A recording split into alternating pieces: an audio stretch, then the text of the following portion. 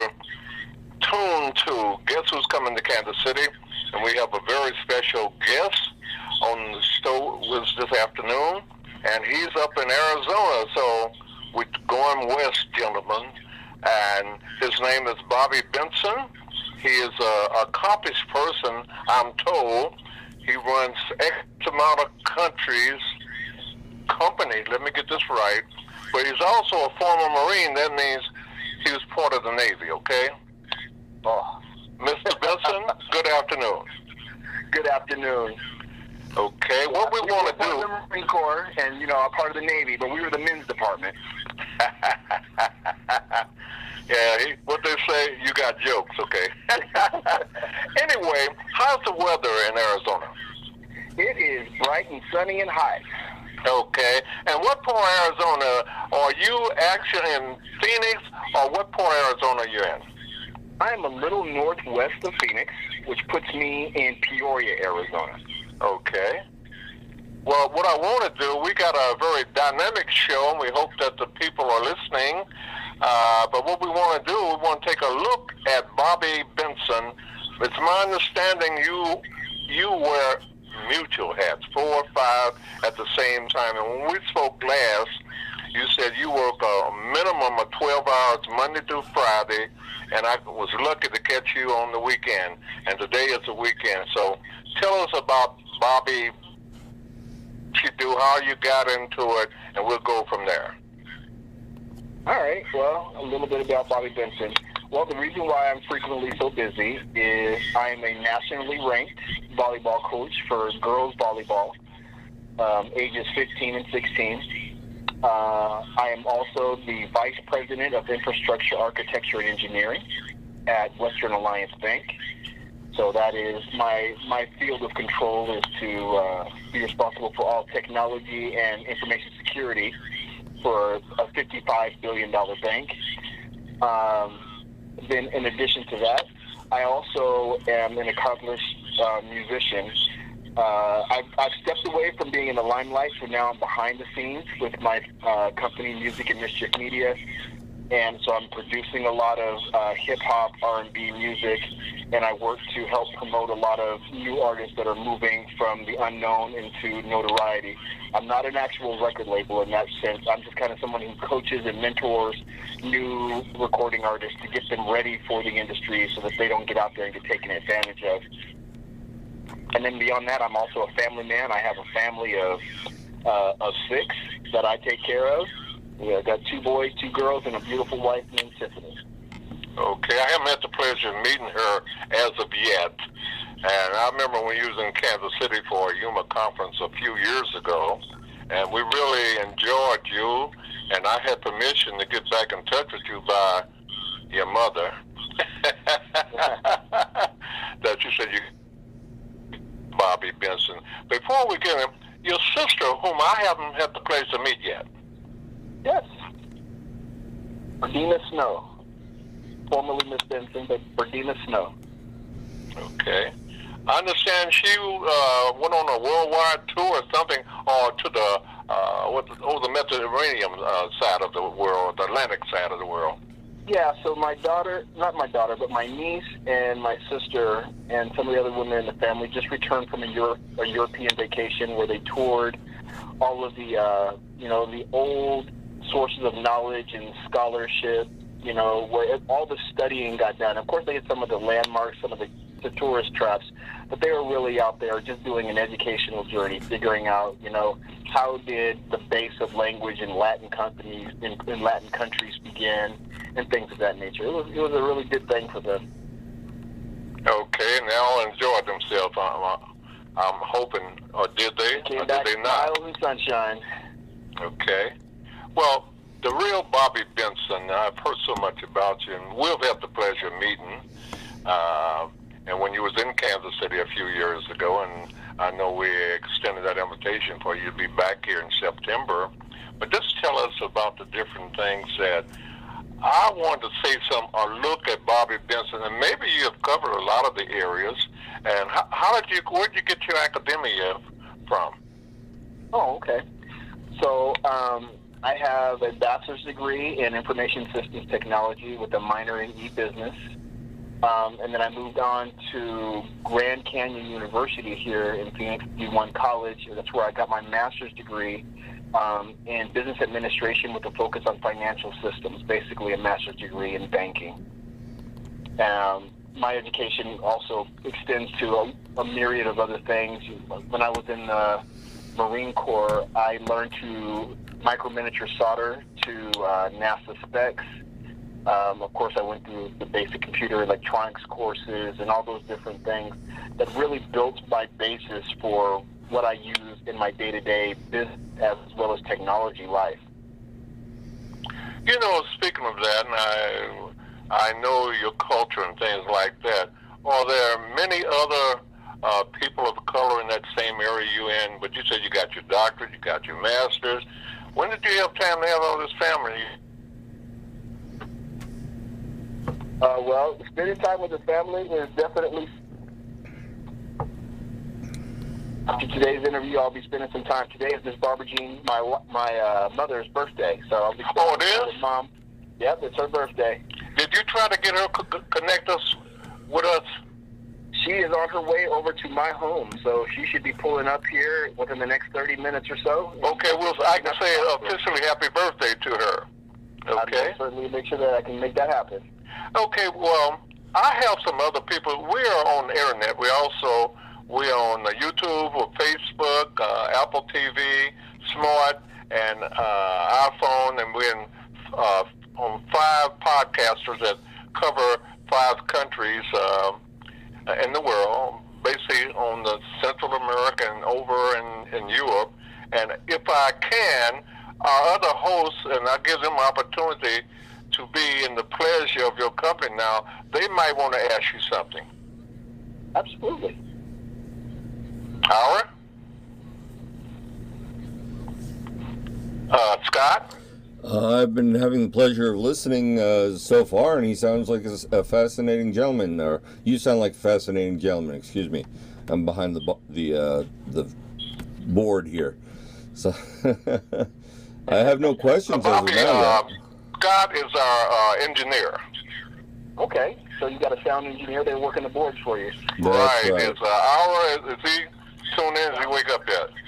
No. I've had you reading it for a while. I just want to make sure I just sit back and listen to the program. My name is Howard Post. I'm here in Missouri by Commerce, and I also run the producer of the program. And Bobby, just to listen to you, what you as you talk, okay, about the place, the things that you're doing, especially being a family man, okay, and in Arizona, I have a business partner I'm living not necessarily in Arizona also, but I know I've been told it's a beautiful place.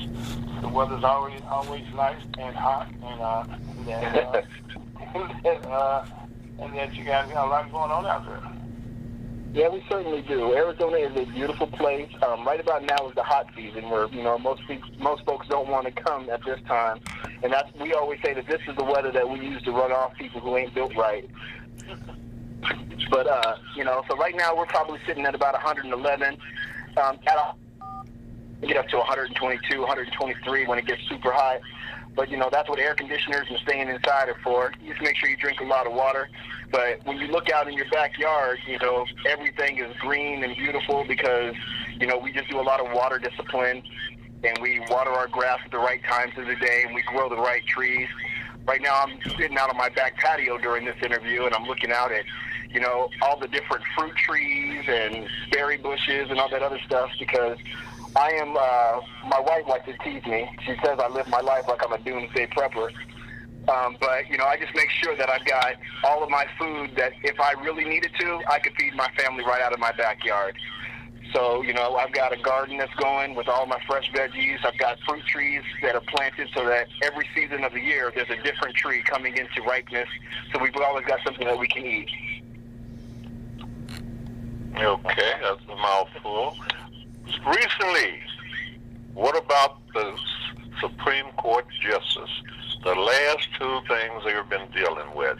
The Second Amendment and non-abortion, if I'm saying that right. I don't know if Arizona fall on that or not, but they are really the Republicans are really trying to close down everything to their liking. Well, Governor Doug Ducey out here has ruled that Arizona will follow what the Supreme Court just made their decision on. So they have overturned Roe versus Wade out here, and that means that abortions after 13 and a half weeks are now illegal. There was a large protest downtown last night, and they actually had to evacuate the Arizona State Senate, not because there was an attack so much inside of the facility, but they deployed a lot of tear gas and other countermeasures out there on the lawn for the folks that were protesting, and a lot of that got inside of the building, so they evacuated all the senators and the admin staff and things of that nature. So it was quite the spectacle here in Arizona last night. Okay, Scott? Let me ask you a question, okay? Being one of those persons that has 3 daughters married, and in a sister, and not women in my family, and I kind of felt, that a Supreme Court ruling was kind of really, in one way, they gave men more rights, okay, but men who needed more guns on the street. Because here in Missouri, it's like the Wild Wild West already, and we have crime like crazy, okay? And left and right, I should say. And then now the Supreme Court is now, and the women cannot, have a voice to do what they want to do with their bodies. What are your thoughts on that? Well, I tell you what, out here in Arizona and being a former Marine, I'm against the norm. I'm going to be a Second Amendment advocate. I'm one of those pro-gun guys, but then, my spin on that is I'm highly trained. And it's not something where I just got a gun and I run around with it and, play Rambo. I actually train every week with my team, some of my former Marines, and some of my friends that are out here. We still, do all the basics. We sweep and clear buildings. We practice what'll happen if a convenience store is being robbed and you walked in on it, if you're at a gas pump. So we're very, very skilled with our weapons. But I've seen people who aren't, and it's terrifying to see that some people have these weapons. But on the inverse, again, I'm saying I don't want them to take away my right to defend myself and my family because there's a couple of idiots out there doing dumb things with guns. That's just like McDonald's saying that they're not going to sell a supersized fry because somebody can't stop themselves from eating too much. So that's kind of where I'm at. But then when we swing around to the other side, when we're speaking about the abortion. Now, before you get to that, what about your Supreme Court Justice Clarence Thomas? What he have to say about the Second Amendment? Well, Unfortunately, he's from the Boot Hills of Missouri now. Go ahead. The Boot Hills of Missouri. Well, I'll tell you this. What I don't know exactly what he said because I did not actually catch that portion of all I did was hear the ruling and the finding from the court. Can you refresh my memory on what he said exactly? Howard? Oh, Roger, I think what MC is referring to is, before you cut you off, okay, about the main issue they talk about, that Clarence Thomas made a statement, and that what just took place with Roe versus Wade, that there's maybe a later attack. No, I'm talking about the Second Amendment first. Right, but I'm not familiar with Roger what he said about the Second Amendment. Okay. And I haven't heard any comments about what he said about the Second Amendment. Yes, I mean, I'm listening to find out myself when you said that what Bob was talking about. Bobby, can you help us on that? I don't know that Clarence Thomas made any comments about the Second Amendment, but as far as my comments on the Second Amendment, I'm pro-Second Amendment. What does that mean? I know it's my understanding that back in 1790, because the landowners needed protection, that's when that went into became law. That's my understanding. Well, yeah, and so the Second Amendment, people confuse the right and keep to bear arms with, hey, I'm protecting myself from wild animals and things like that, or even from robbers and burglars. That's not what the Second Amendment is about. The Second Amendment was written because the founding fathers of the country had dealt with England when England first disarmed them and then started doing, tyrannical things to them. So they put it in the Constitution to say, at no point shall that right ever be infringed again. So if you got a government that has all the guns and the people have none, it's very easy for the government to do things. Now, I know on the inverse that you're not going to stand up to a military regiment with an AR-15 or, with a rifle. You're not. But being a Marine who served in combat, I can tell you that there is nothing more deadly than having to fight an insurgency that has, small arms that are popping out of windows everywhere you go. So you may not win that war, but what it would become would be a war of attrition. So if our government ever truly turned against us, and right now we got both sides, Republicans and Democrats, doing some of the dumbest things I've ever seen on the planet, if they truly turned against us, if we had surrendered all of our weapons, we would have no recourse. And that's what they're trying to avoid. It would be very easy to enslave any person or people when they have no way to defend themselves. I remember when I worked for an organization called the Kansas City Plan, to place minority and women to the skilled crafts of construction. I used to go down to those small town, and they had the militia training already in those areas for years before everybody went public on this, that, and another. They've been, like you said, they have trained themselves. So if somebody else had an uprising, they could cut them off, like the Prince Albert report. I don't know how you remember that saying, where they would cut off all the freeways and things so they could stop any type of, what would you say, penetration by the people. Maybe that's a good word to use. Yeah, and that's one of the things that makes America, everybody says, oh, America is a powerhouse, and they're worried about us because of our military might. But during the war games that we played in the Marine Corps, one of the things that we very frequently said and we depended upon was that if there was ever an invasion on American soil, that they would not only have to fight our military, but they would have to fight our people, because on average in America, there is 2 guns for every human. Period. I don't care if she's 2 years old or a 2-year-old baby, or it's a 97-year-old grandfather. There's 2 guns for every person in the continental U.S. Now, of course, there are some people that have 100 guns, and there's some people who have none, but the average is 2 guns per person. And when you've got that kind of armament, anybody trying to invade this country knows that it would not be a cakewalk for that very reason. I like you, sir. This is Scott Owen, by the way. I appreciate you. Well, you have the other young man. He's a veteran too. I don't know what military he's in, but I'm Navy myself. But on the same token, he goes to a lot of the veteran seminars and workshops. That's what they take pride, the handicap and what have you. So, what branch of service were you in, Scott? I was Air Force 20 years. And we still loved our naval brothers. Another bus driver, I'm telling you. No. We got the best quarters and everything, and food. Well, yeah, that's right. We call you guys Zoomies. I have to say, though, as much trash as I like to talk about you Zoomies, if it weren't for the Zoomies, I wouldn't be on this phone today, because they had us, we had a couple of insurgents that had us pinned down, and we weren't going nowhere except home in a box. There you go. I heard some of those Air Force F-14s come in. Mm-hmm. They came in low and fast, and they had already dropped their munitions, but they didn't have. But they were trying to provide us air cover, just trying to scare the guys off because they didn't have any bombs to drop. Absolutely. So they came in nice and low, fired their cannons at them, and but it's really hard to hit something on the ground with the cannon. But this pilot, this crazy Air Force pilot, flew in. He must have been no more than 100 feet off the ground in an F-14 doing 700 miles an hour.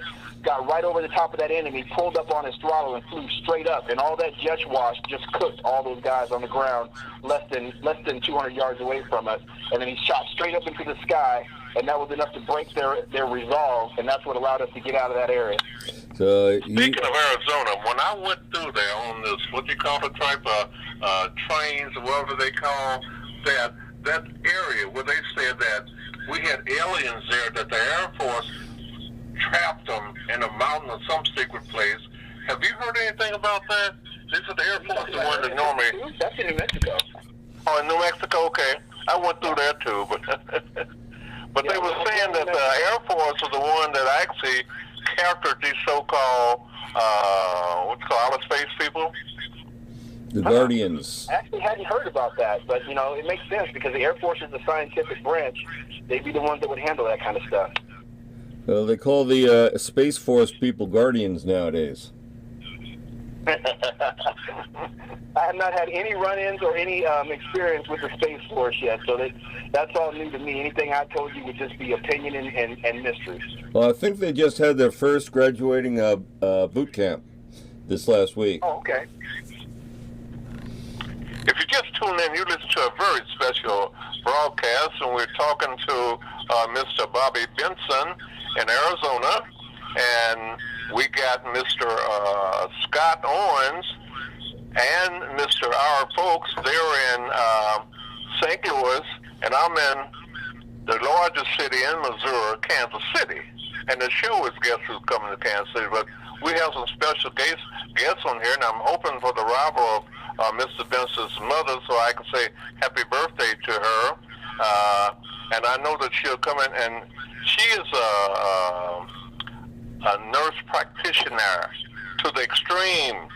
She knows everything, and I remember her. Yeah, well, let's say we got a little blood action because we are related, okay?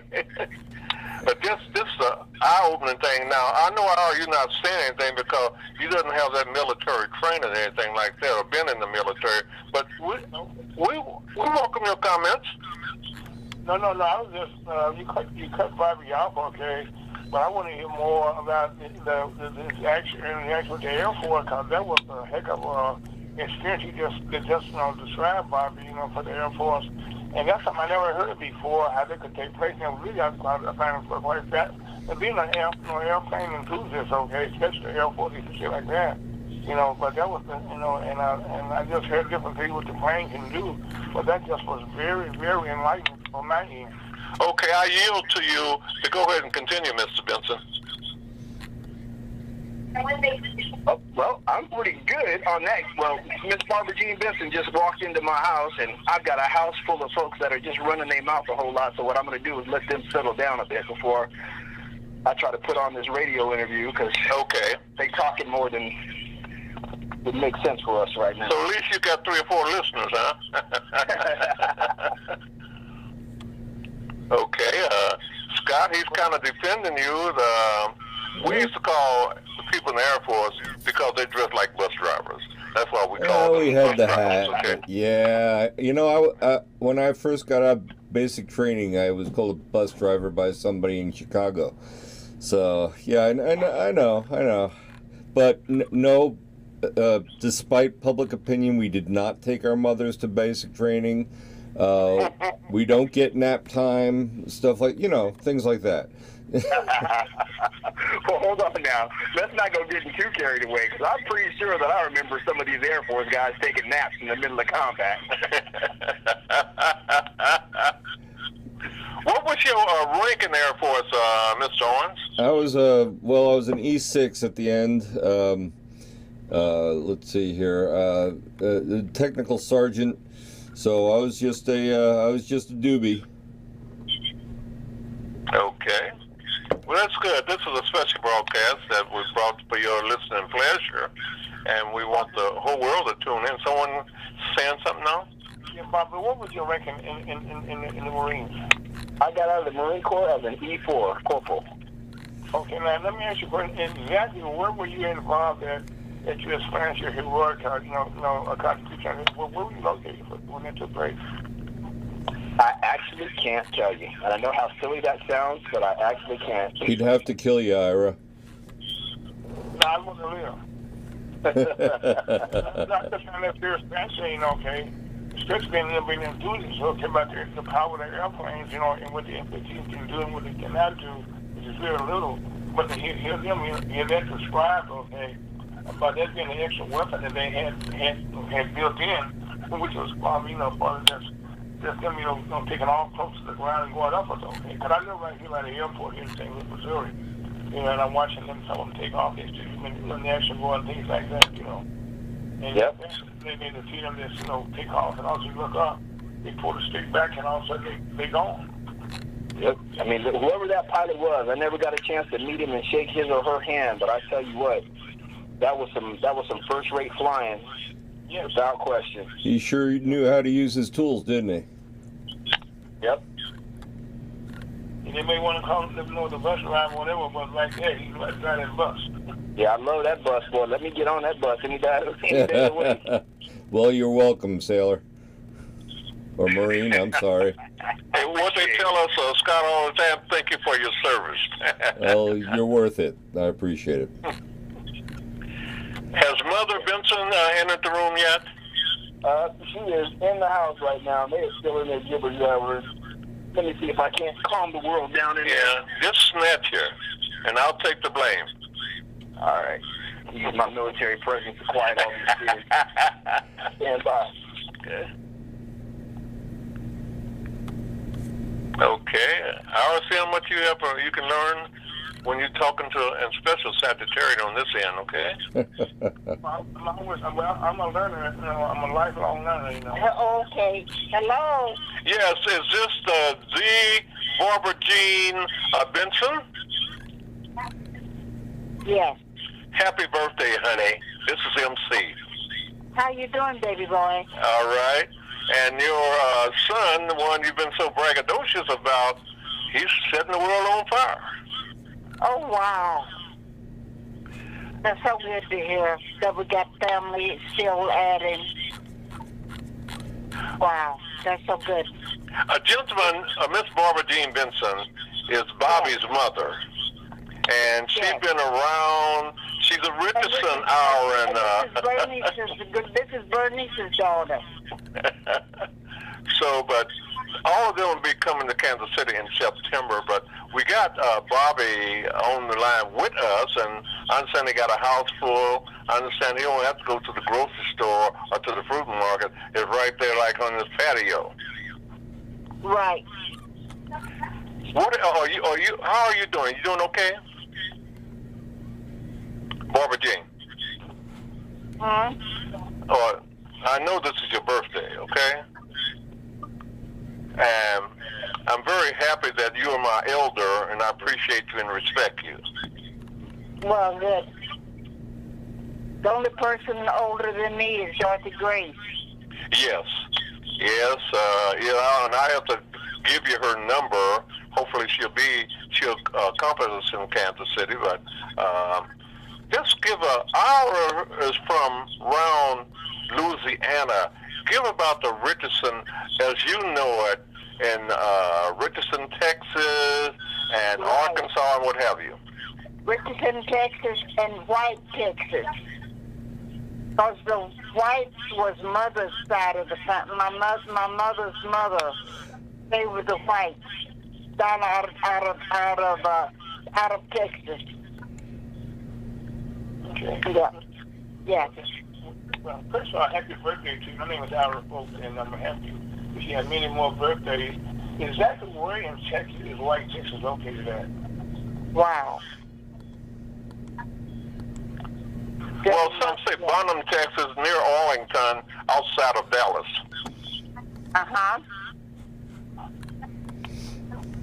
Yeah, Richardson, Texas, and White, Texas are all family, started out as family farms, and then the towns grew up around them. Wow, congratulations on having your own town. Wow.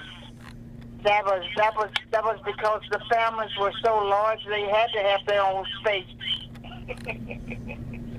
Well, I don't know if I consider they have their own town, okay? Now, you gave MC some bragging rights for a long time. We never really into that one. Right. Well, she used to walk me across the street when I was little. Well, that's for sure. And we have Miss Benson. Do you feel okay to tell us how old you are? You want me to tell them? So what, hon? You want me to give your age, or you gonna tell them? I don't care. Okay. It doesn't matter to me. So how old are you, Miss Benson? God's been good enough to let me have 86 years, so I have no complaints.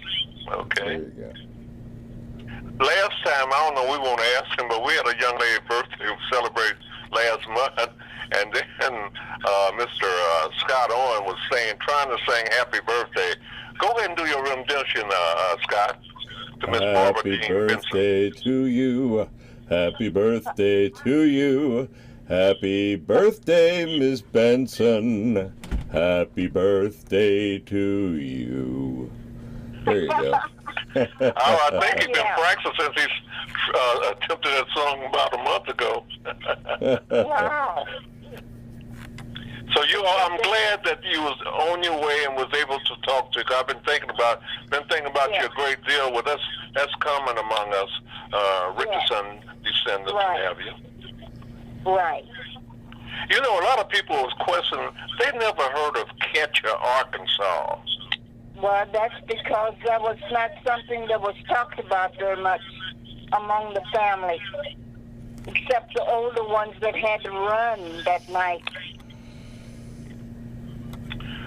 I was telling him my father, who was the seventh child of the Richardsons, 14, that he was born in Ketcher, June the 3rd, 1900. Had he lived, he'd been 122 this year.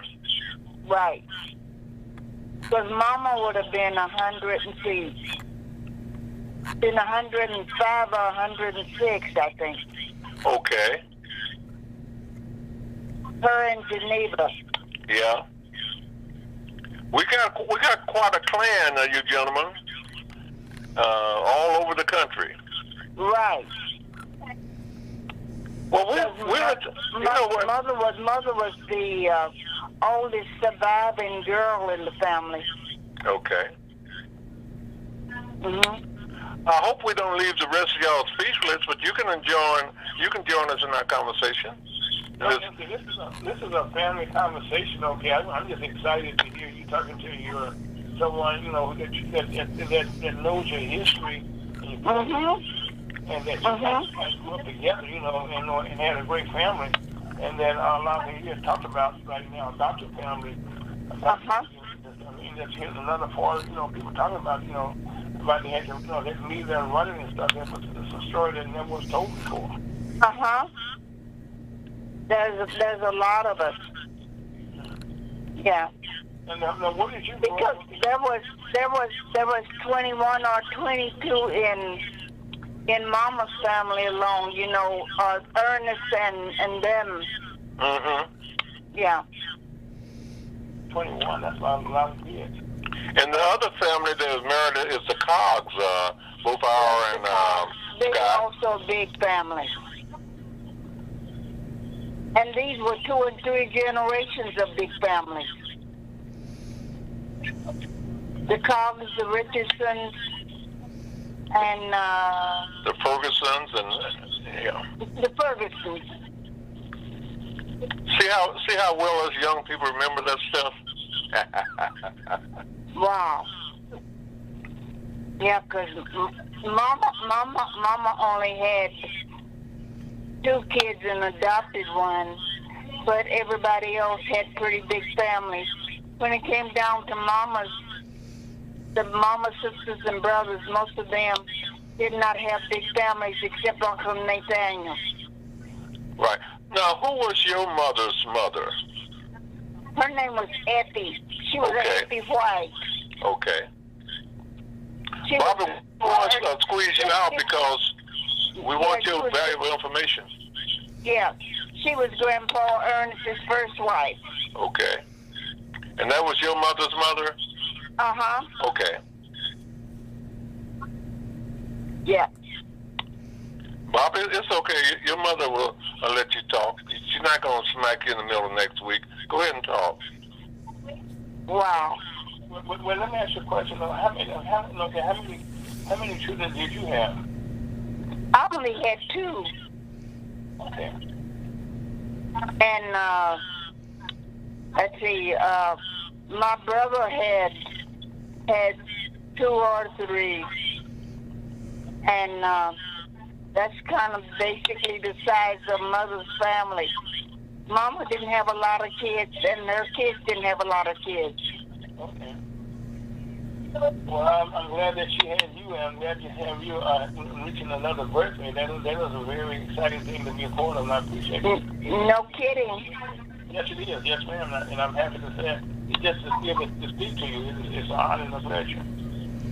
Yes. God has been real good. Well, Really good.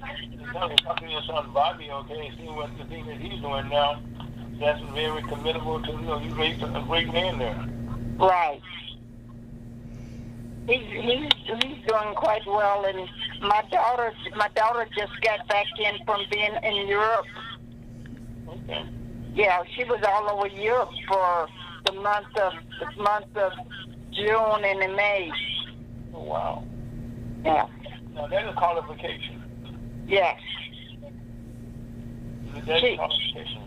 Yeah, she's all over the place too. Well, the good part about this, they're traveling, they're learning new things and meeting new people.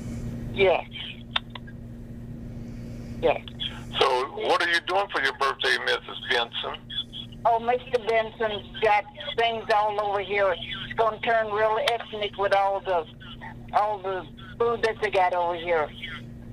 They don't eat chitlins in Arizona, do they? Huh? They don't eat chitlins in Arizona, do they? Don't eat chitlins. Yeah. No. But you know, Mama didn't eat chitlins. I didn't know that. I know over to Aunt Moselle, they had everything over there. Oh, yes. Yes, yes, yes. But ain't Moselle and ain't Mary and ain't Elizabeth and ain't Irene, they were all cooks from their hearts. You're right. Yes. Fantastic meal, and I know our and his background. Our, did you say you escaped from a plantation? I grew up on a plantation. Well, I grew up, I didn't escape, okay? My family just drove across the bridge, we weren't, Yes. Nothing like, matter of fact, my family dates back to the 12th century, that was Scottish back, heritage. Right. We got But you'll see, Mama was of the generation where they had to run in and grab the kids, wrap them in blankets, and put them in the buckboard and get across the bridge. I've never heard the word buckboard in a long time. Only in movies sometimes. I wasn't watching a movie today. Okay, they had on MTV. While watching Cowboys on Saturdays, they had a buckboard being used. Right. Which was like a core in those days. Right. Well, Miss Barbara Jean, happy birthday again. We don't want to take away from Thank you. the other people there. Have my son back. Yeah. Okay. Bobby? Yes. We gave you a little break, didn't we? Yes. So did you have a chance to research things that you want to tell us? You're just pumping up my ego. You just want me to sit here and talk about myself endlessly. That sounds like a good plan. Okay. Go, because this is a special show, and I know you'll be coming in. You're going to talk about the different things. So briefly, how does Arizona different from other states? We're talking about Arkansas. We're talking about Mississippi. We're talking about all the South and things like that. But the same thing, you have those same type of problems and discrimination in Arizona. Yeah, well, no matter where you go, you're going to have those type of problems. But Arizona's got a rich history focused around African Americans, and we're the 48th state to join the union. But when I think about that, what's most important is that the things that were built and the infrastructure that's built in Arizona was actually built by African Americans, and they built a lot of the cities and the towns that later became the settlement. They built the settlements that later became the cities and towns that they eventually became unwelcome in. But like in, I think it was 1866, the very first all African American regiment of soldiers was formed here in Arizona. And those are the ones who later became known as the Buffalo Soldiers, and then they spread back toward the east and into California. But the Buffalo Soldier originated here in Arizona. Well, Bob, it's interesting to find out about that, because I kind of follow the Buffalo Soldiers, some people you've done. Matter of fact, on my radio show, I have several them as people that from that regiment, from from the I won't call it the academy, but they talked about what Colin Powell did, okay, to establish that out there in Kansas, you know, and make them like a place where they could tell their story. And the Buffalo Soldiers, you know, it became one of the most outstanding, black stories. You know, I said black parts of history that built a lot of our country. Absolutely. The African American male back in the Wild West, we were the ones that did most of the settling and went into most of the dangerous areas because of the fact, we had what at the time was considered an unusual strength and an unusual reflex response, which meant that we were faster, stronger, and more alert than most other settlers. So what would happen is they would allow us to come out and come in and find those resources like water, the precious metals in the ground, and all that other stuff. And then as we began to have success in an area, then they would move in and take it over and then kick us out. So that's why we were always on the front edge of the frontier, is where former slaves and and freemen that had always been free just always tried to stay ahead of civilization, not because they didn't like civilization, but because civilization didn't really want them there. Yeah, they were what we call scouts in those days. They would always go out and scout out the next venture where they were about to go, and bring back a report if there was water, if it was a good place to go or not to go, so to speak. Exactly. Okay. I know y'all got a lot of stuff you want to share with us, so now is the time. We got maybe approximately 10 and a half more minutes, so we might well take advantage of this where we get this quest for knowledge and whatever. We have our superstars on as guests today, so I'm learning, I'm listening and learning. Well, MC, my part of the show is just we can produce and connect people together here, and I can say exactly as I find this interesting, okay, to find out more and more about Arizona than I think what they said, the 4-day states to join the union, the 47 states to join the union, that I know that a lot of their housing and stuff out there, they had to learn how to survive, in a whole, and when they went west, they found out, okay, there was a whole new environment that they were not used to, the heat that they encountered in going west. Well, that's funny that you mentioned that. One of the things about coming out west that is not very frequently talked about, but it's a known fact out here, is that a lot of the escaped slaves and others, everybody always thinks about how we all ran to the north. What they miss is that a lot of us ran west because the arid climate that's out in the western United States is very similar to that is closer to the equator. Americans that came out this way, they found areas and homes that they were familiar with, the landscape and how to survive and how to find water and where to find food. It was very familiar to them as opposed to where they had been on the East Coast, which was very moist and humid and unfamiliar to them. So Bobby, when you think about that, Bobby, most of the soldiers, they normally had uniforms on. They was riding with all the hardware and all the things like that. Okay, it made it kind of impossible to survive in the heat. And so the average black person, free man, as we would call them, they could travel light, to say the least, okay, because they had what on their bodies, all they needed. Exactly the way it went too. Yeah, I know. So, and they would give us a mule, and they would give us, they wouldn't even give us a rifle. They'd give us a pistol.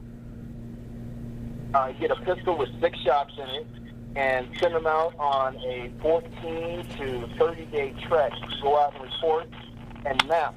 But one of the things that happened as a result, Americans became very, very good cartographers.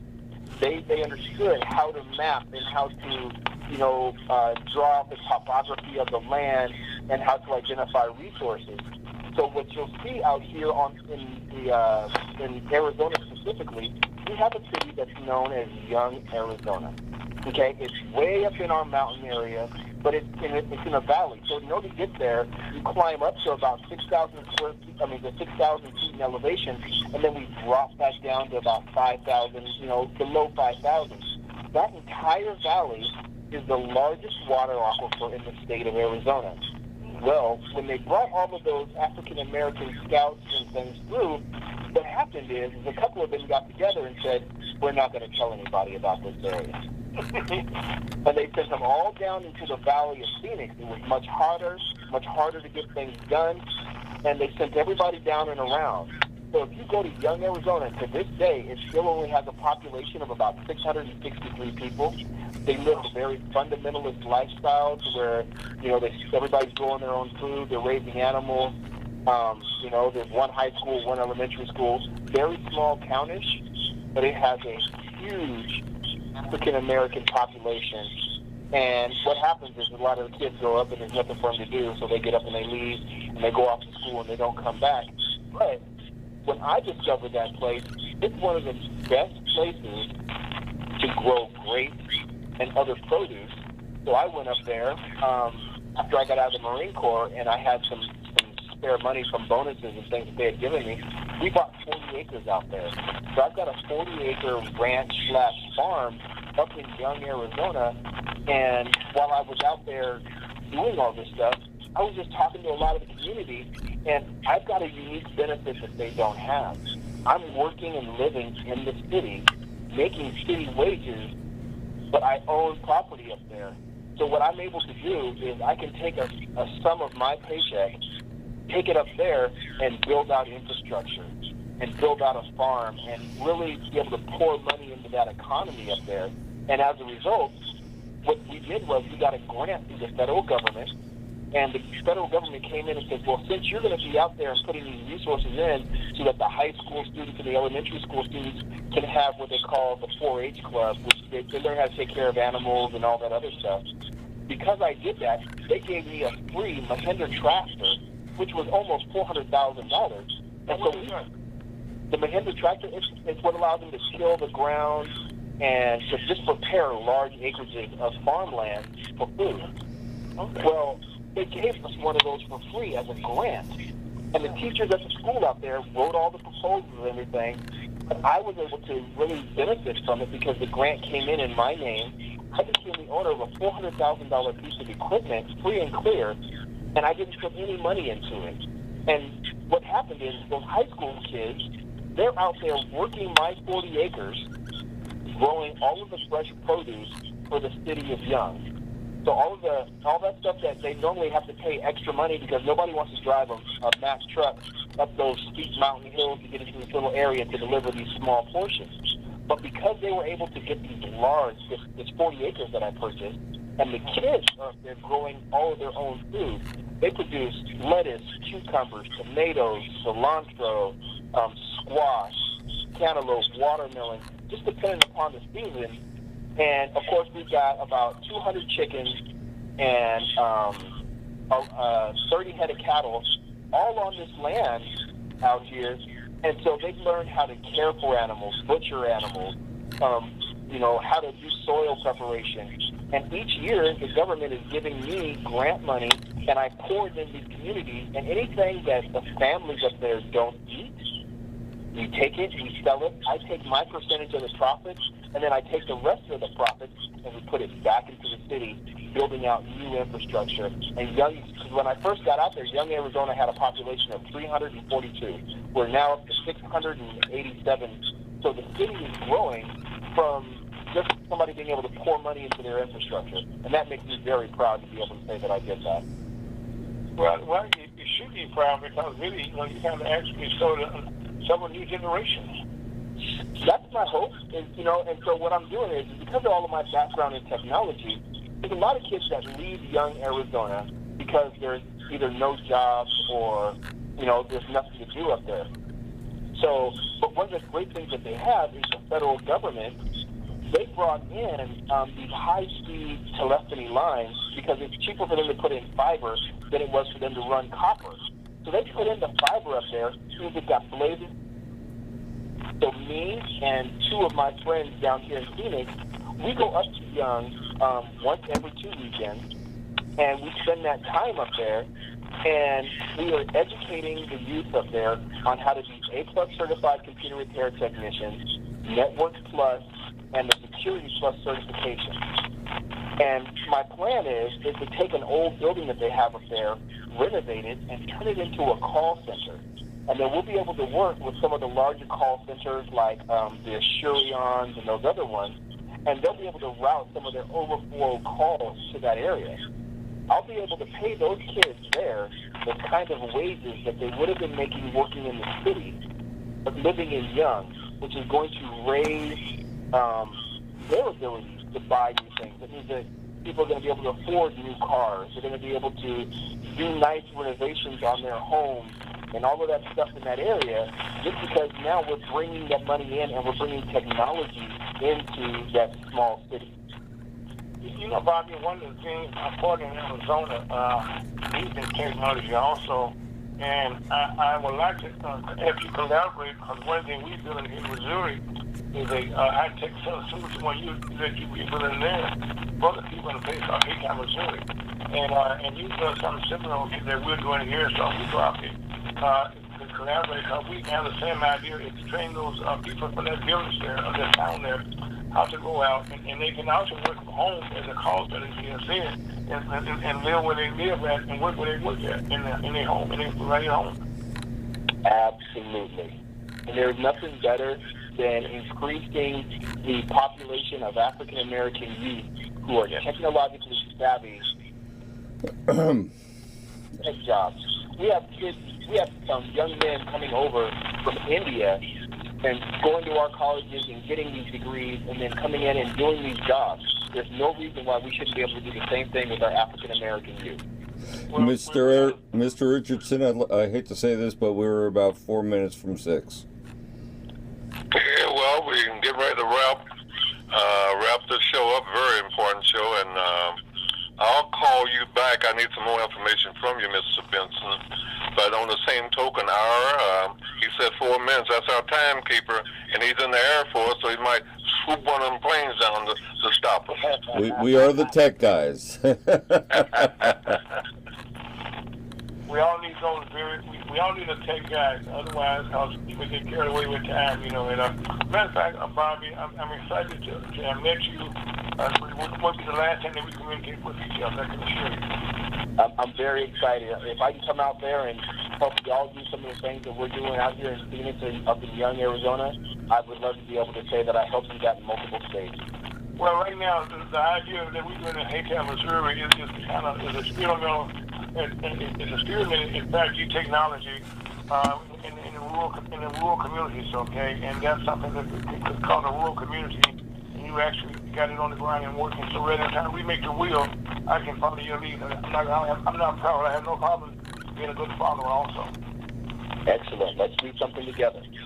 Okay, ladies and gentlemen, that about does it. If you want somebody to get in touch with you, how might they do so, Mr. Benson? So I am incredibly hard to get a hold of. I know. So, you can reach me. I'm willing to give my cell phone number. My cell phone number is 623-703-9611. My recommendation is that you text me and say who you are and what you want to speak to me about before you call me. Because, you know, when somebody tells you that they ain't got time to talk to you, it's probably because they did triage and said, I don't know who you are and I don't know why I should talk to you, so I'm going to go do something I know I need to do. And that's exactly what I do. But if you text me and tell me, hey, this is who I am, this is what I want to talk to you about, I will make time in my day to get things done. So you call me on my phone, text me first, and then call me.